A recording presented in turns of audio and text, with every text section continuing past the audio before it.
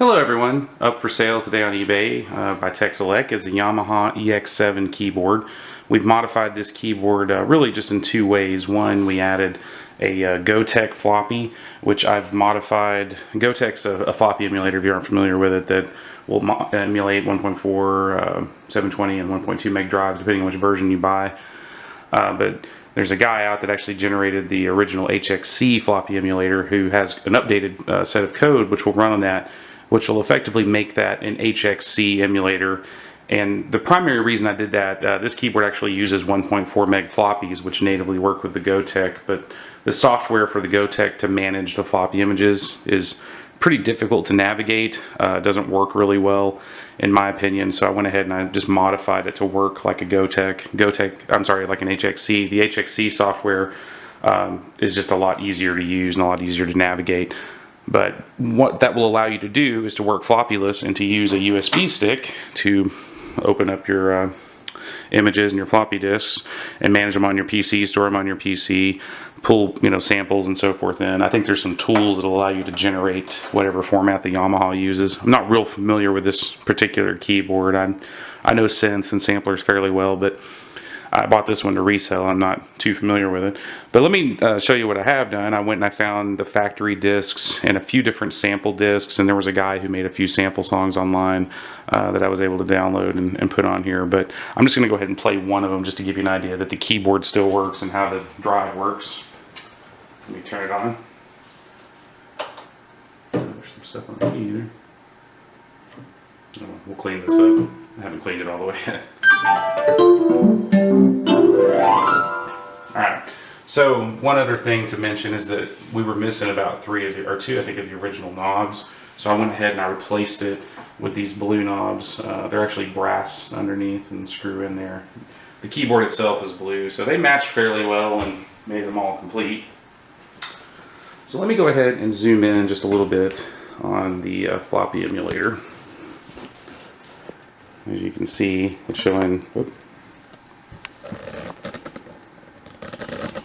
disc 2 there, and there's just two buttons on it to allow you to select which disc you want, and I'm going to go ahead and put it up on disc 7, which has a demo on it.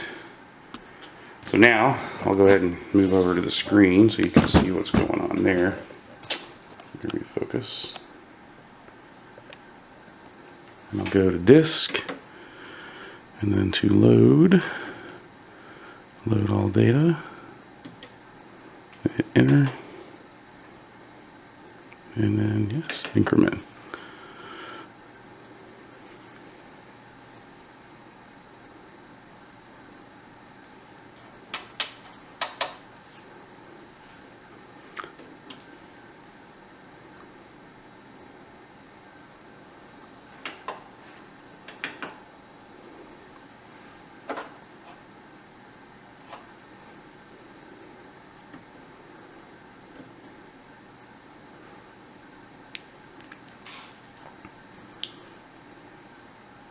Can you even see what's going on there?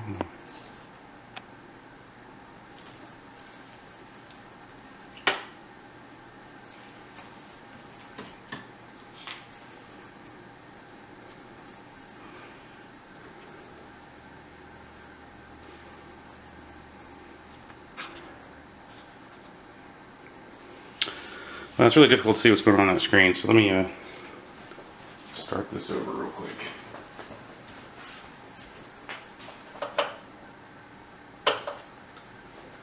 Alright, there's the machine coming on. I just went ahead and started back up. It gave me some weird issue with the disc, but I think I hit the button wrong or something. I think it's a little easier to see now. Okay, so disc. And then we're going to go to load, which is to all data. Yes. Now working. Now it's saying illegal file. I guess I get to start over a bit. Well, I had to stop the video there for a minute and reposition the camera. It's a little difficult to see the screen, but hopefully you can see a little better now. I'm just going to show real quick. Right now I've got this on disk 0 and just a little bit of the behavior. Since you don't have a real floppy drive in here, it feels a little unnatural to switch between discs. I just want to give you a quick demo of how that behaves before I load up the demo song I was talking about here. So first thing I'm going to do is go to load, and then we'll go to all data. And over here you'll notice there's a directory option. If you do directory, you can see right now we're on disk 000 on the emulator there. And you see that's demo 1. That's actually the factory demo disk 1. This is the factory settings. So if you wanted to reset this to factory settings, just put it on disk 0, load all, and do that. But I'm going to go ahead and exit here. And actually what I'm going to do is I'm going to hit the button on the emulator. What I'm doing is I'm putting it on disk 1. And when I hit exit, you'll see it saying disk not ready. The reason it's saying that is because I just switched the disk on it. And just imagine if you put a real floppy in there, it would take a second for it to spin up and read it. If you do a directory now, and actually sometimes you have to hit exit and go back into it. It takes it a second. There. Now you see demo 2, which is the second demo disk, the factory demo disk. And what I'm going to do now is I'm going to go over here to disk 7. And this is actually an auto load disk. Let me hit exit on here. It's again, disk not ready. I'll do directory a couple times and just wait a few seconds. And there, now it's showing autoload.s1a. So this is an auto load disk. This is what's called Euro demo. I'm not sure if this was for the EX5 or just for something that someone wrote out there on the internet. But since this is an auto load disk, I'm going to go ahead and turn the keyboard off, then right back on. What will happen is the emulator actually remembers what disk you had it on, even when you power it off. And it'll show how this thing will actually automatically load up a disk if you have an auto load. So let me turn her off real quick. And back on. It's booting up, and it should start booting the disk right away. There it goes, executing. So, just real quick while this is loading, I want to mention a few things. On the emulator, there's a USB key in there, and like I said before, that's a 4 gig stick. I've got 21 really disks on there right now, labeled 0 to 20. You have to name the disks disk A, 0001, 0002, etc. And that'll work all the way up to 99. You can stick those in the root of the USB key from a PC. And in fact, right now the way it's set up, I think disk 8 through 20 are blank. So you could just take a copy of disk 20 and make it disk 21 and so forth, and then you could just select that disk on here and then use it like it's a blank disk, save your files on it. You could then also take the files off and put them back on your PC and store them there so you don't have to keep them here. So it'll effectively give you infinite storage. Unfortunately, it's a 1.4 meg floppy, so you can only store 1.4 megs at a shot. So for sampling, that creates a little bit of a limitation. This machine does have 64 megs of RAM for sampling, and that works fine. That's, I think, the max that this unit can take, if I remember correctly, but we tested that out before and everything was working fine on it.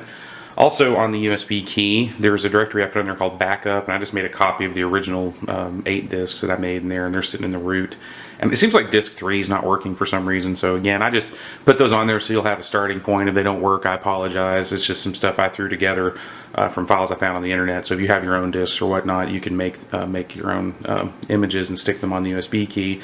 And in order to do that, in that backup directory, there's also the HxC floppy emulator software, which will allow you to go in and open up the image files and stick files in there if you want to. Just a note, you do need to run that on a 32-bit machine. It uses drag and drop, and there's some issues with 64-bit. Or you can use some other tools, I believe, to edit the disks as well. But either way, there's several different ways to do it. Or you can just generate them from the machine here and use the computer to store them. So this is loading up, and I'm going to go ahead and play the demo song when this completes.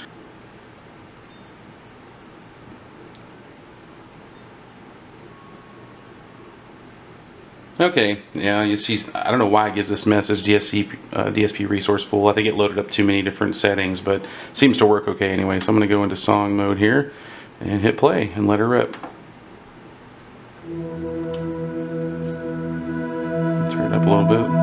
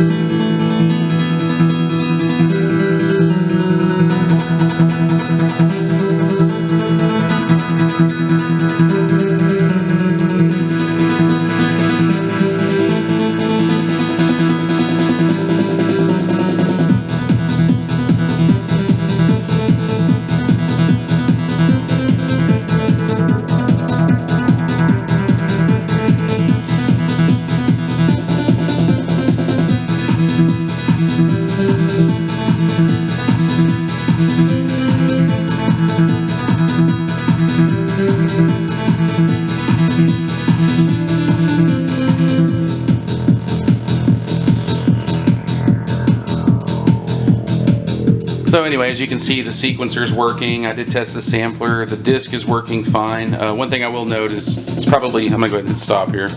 It's probably bad to turn the unit off while it's accessing the disc, even if it's just reading the disc. I've seen it corrupted a few times. I always keep backup copies myself, so it's not a big deal. And then, like I said, in the root of the USB key, there's a directory called backup, so you can restore the file. So I'm going to do one more thing real quick. I'm going to go into disk. I'm going to go ahead and switch back to 0, which is demo 1. It's the factory disk. And I'm going to load everything, load all data. I'm getting the drive not ready. Remember, that's normal. Just hit directory in a second. And it should come up with demo 1. There it is. Exit. Now I'm going to hit enter for all data, and it's loading. So this is going to restore it to the factory settings and get everything back. And I think it has a demo song on this disc as well, so I'll go ahead and play that.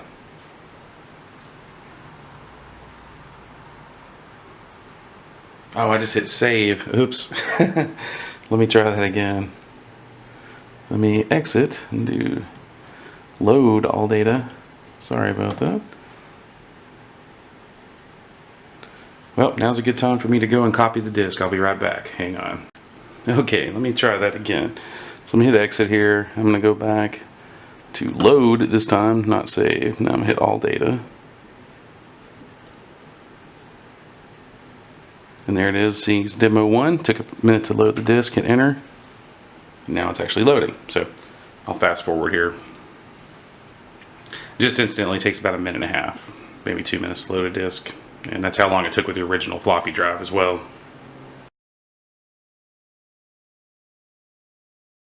I'm going to disconnect the camera here real quick from the tripod and turn my lights back on. Alright, I just want to show how the drive's actually loading down here. You can see it's on drive 0, which is the demo disk. There's the USB key stuck in it, executing. Just about done.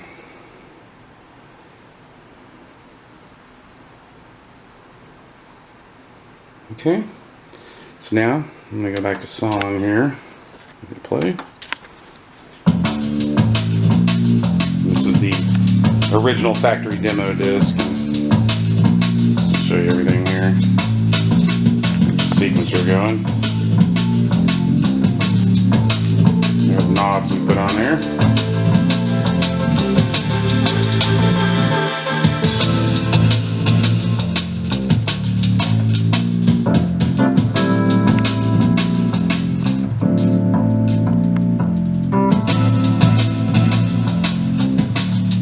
Anyway, I'm going to go ahead and stop it. I'll put it back in voice mode here. It's now back in factory mode.